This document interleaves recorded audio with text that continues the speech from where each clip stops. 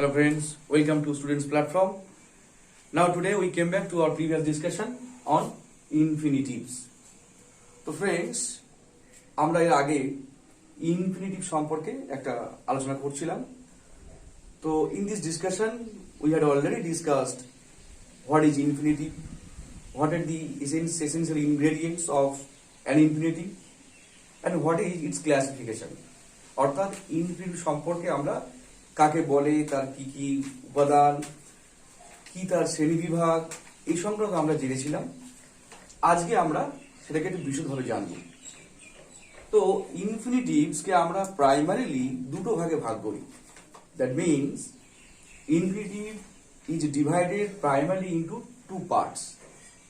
That means basically there are two infinitives and all the infinitives, that means all the raised infinitives are the fragments of these two.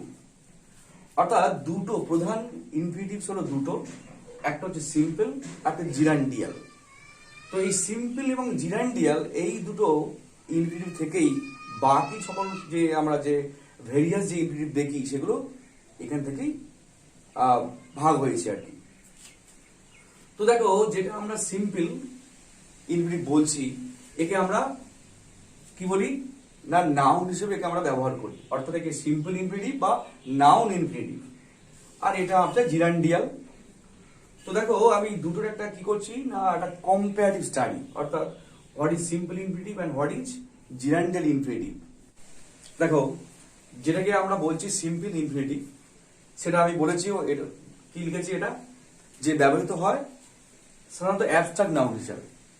তো abstract noun আমরা জানি যে নাউনটা হচ্ছে invisible, অর্থাৎ যে নাউনটাকে আমরা দেখতে পাই না, যাকে আমরা ফিল করতে পারি, তো সেটা হচ্ছে অ্যাবস্ট্রাক্ট নাউন। তো সিম্পল ইনফিনিটিভ সেটা সাধারণত অ্যাবস্ট্রাক্ট নাউনের সেন্স অনুযায়ী কাজ করে। তো দেখো, কতগুলো এক্সাম্পল আমি দিচ্ছি। To steal is an offence. To steal is an offence, অর্থাৎ টু স্টিল মানে কি, চুরি করা। তো চুরি করাটা একটা অফেন্স, একটা অপরাধ। তো দেখো, চুরি করা, তাহলে এটা একটা ফিলিং। চুরি করাটাকে আমরা, চুরি করাকে কি মানে দেখতে পাবো, চুরি করা জিনিসটা কেমন জিনিস, তো এটা অ্যাবস্ট্রাক্ট সেন্স। তো এটা বোঝালো কি না আমাদের সিম্পল ইনফিনিটিভ। আবার একইভাবে দেখো যে এই যে সিম্পল ইনফিনিটিভ, যেটা আমি অলরেডি আগে তোমাদের বলেছি যে এটা বাক্যে নাউন মানে সাবজেক্ট হিসাবে, অবজেক্ট হিসাবে, তারপর তোমার কমপ্লিমেন্ট হিসাবে, প্রিপোজিশনের সাবজেক্ট হিসাবে, অবজেক্টিভ কমপ্লিমেন্ট হিসাবে এটা ব্যবহৃত হয়।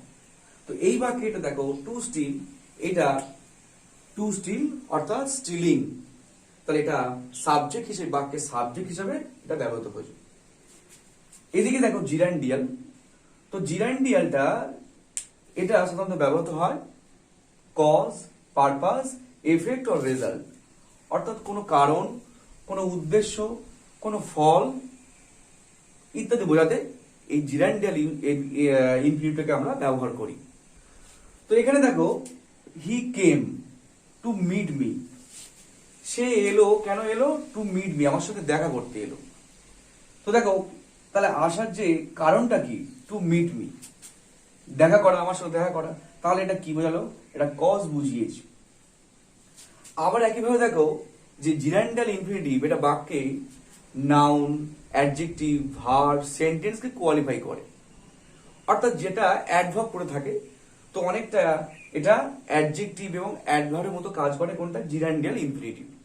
এই বাক্যে দেখো, হি কেম টু মিট মি, সে এলো আমার সঙ্গে দেখা করতে। দেখো, কেমটাকে অর্থাৎ ভার্বটাকে করছে qualify, came, why did he come to meet me, তাহলে কেমটাকে এ কি করছে, কোয়ালিফাই করছে। নেক্সট এক্সাম্পল দেখো, I want to talk to you, আমি তোমার সঙ্গে কথা বলতে চাই। তো দেখো, আই ওয়ান্ট এটা বাক্যের প্রিন্সিপাল ভার্ব বা ফাইনাল ভার্ব। একে প্রশ্ন করো কি চাই, তাহলে টু টক টু ইউ, অর্থাৎ কি, কাকে, কার, কাদের দিয়ে, যেমনটা আমি বলেছিলাম অবজেক্ট পাওয়া যায়।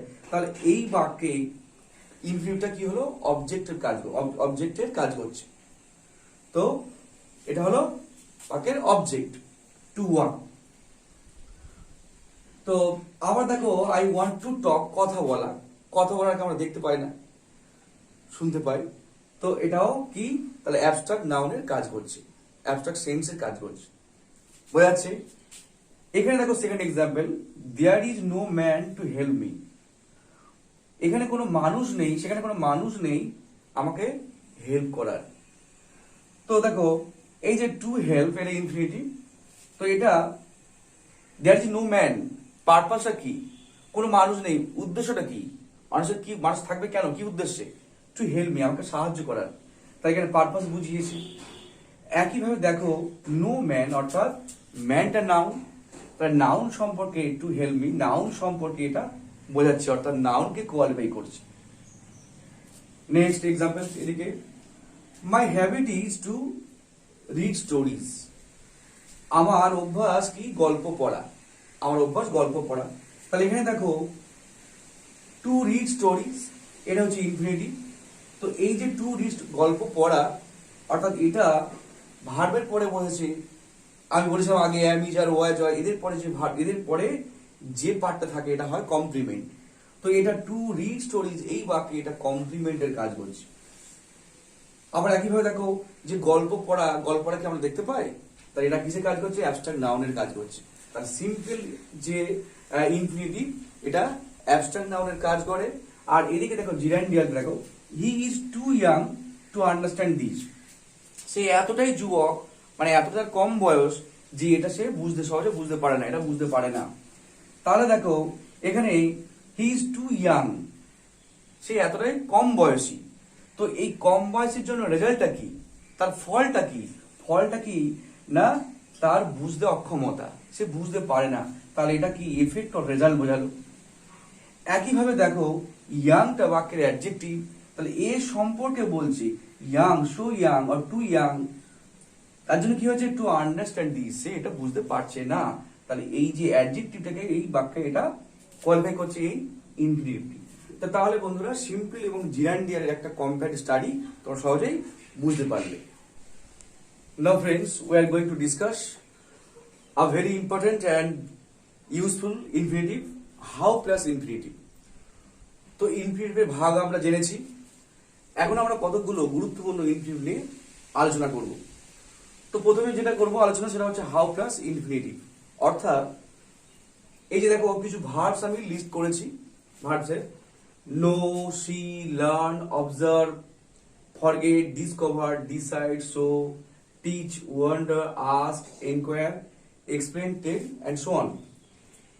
এই যে ভার্বগুলো, এই ভার্বসগুলোর যদি অবজেক্ট হিসেবে ইনফিনিটিভ ব্যবহৃত হয়, অর্থাৎ যদি ইনফিনিটিভ এই ভার্বসগুলোর অবজেক্ট হিসেবে, যেমনটা আমি একটু বুঝিয়েছিলাম যে ইনফিনিটিভ বাক্যের অবজেক্ট হিসেবে হতে পারে, তো এই ভার্বগুলোর অবজেক্ট হিসেবে ব্যবহৃত হলে তখন অবশ্যই সেই সকল ইনফিনিটিভের আগে একটা হাউ বসবে, হাউ ওয়ার্ডটি বসবে।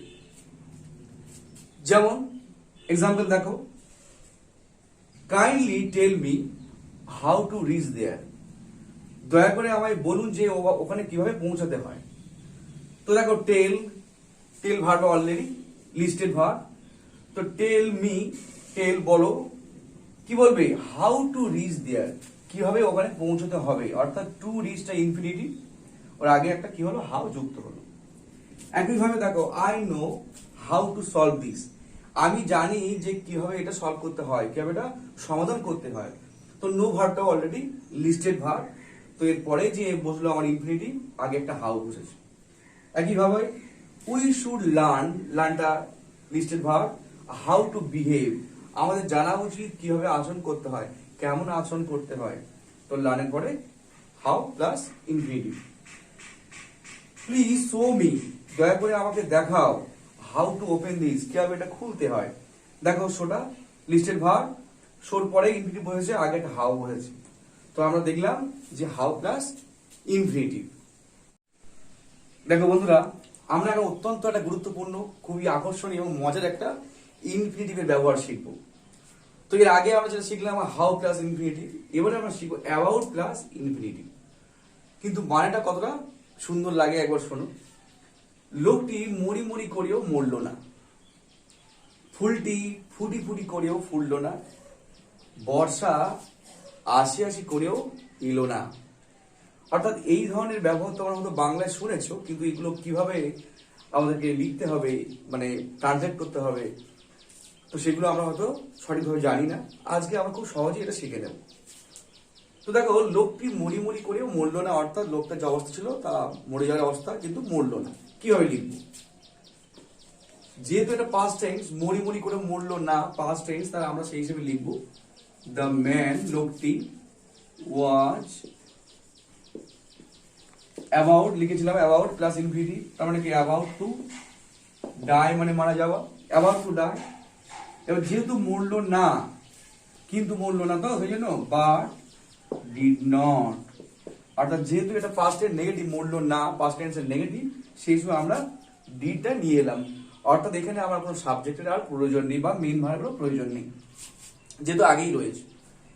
একইভাবে দেখো, ফুলটি ফুটি ফুটি করে ফুললো না, দ্য ফ্লাওয়ার ওয়াজ অ্যাবাউট, তারপর কি লিখবো টু ইনফিনিটিভ প্লাস ভার্ব কোনটা, ফোটা ইংরেজি ব্লুম, বাট কি লিখবো এরপরে ডিড নট, কিন্তু ফুটলো না। একবার দেখো, বর্ষা আসি আসি করে এলো না, বর্ষা অর্থাৎ দা মনসুন, এবারে ওয়াজ কি লিখবো অ্যাবাউট ইনফিনিটিভ লিখবো টু।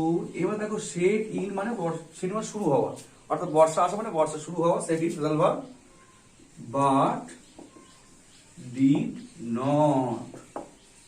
তো তাহলে বন্ধুরা, আজ আমরা ইনফিনিটিভে অনেকগুলো মজার ভিডিও, মজার জিনিস শিখলাম। তো আশা করি তোমাদের খুবই ভালো লাগবে। তো এর পরেও আমরা ইনফিনিটিভ নিয়ে আরো মজার মজার জিনিস তোমাদেরকে আমি শেখাবো বা আলোচনা করব। তো সেটা অবশ্যই তোমাদের সম্মতিক্রমে, এবং বন্ধুরা অবশ্যই যেটা তোমাদের করতে হবে, বারে বারে যেটা আমি বলি, তোমাদেরকে অনুরোধ করি, অবশ্যই তোমরা কি দেবে, সাবস্ক্রাইব করবে, যাতে এই সমস্ত মজার ভিডিওগুলো তোমরা সহজে পেতে পারো। আর অবশ্যই এটাকে লাইক, শেয়ার এবং এটা অবশ্যই দেখতে থাকবে। তো বন্ধুরা, আজকের মতো ধন্যবাদ।